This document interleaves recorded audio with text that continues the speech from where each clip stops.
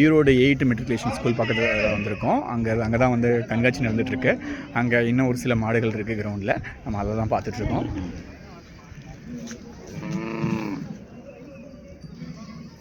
பாருங்க, மாடு வந்து பயங்கரமாக இருக்குது.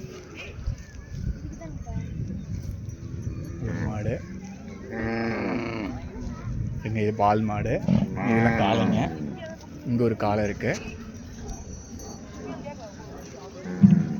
அது ஒரு காளைங்க.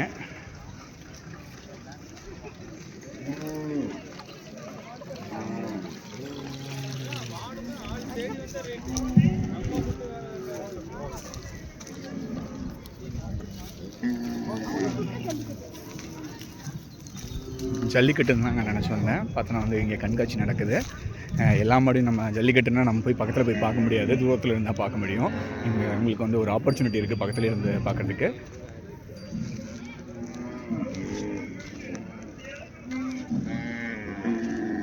கிடாரி காளை எல்லாமே கொண்டு வந்திருக்காங்க.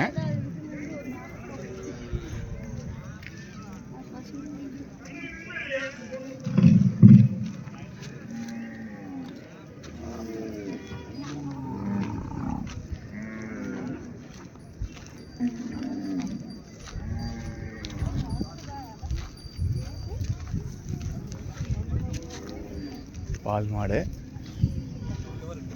இறங்கி காளை மாடு,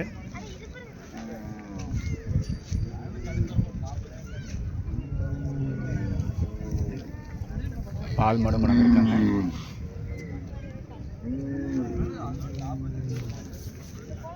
இதெல்லாம் பால் மாடுங்க.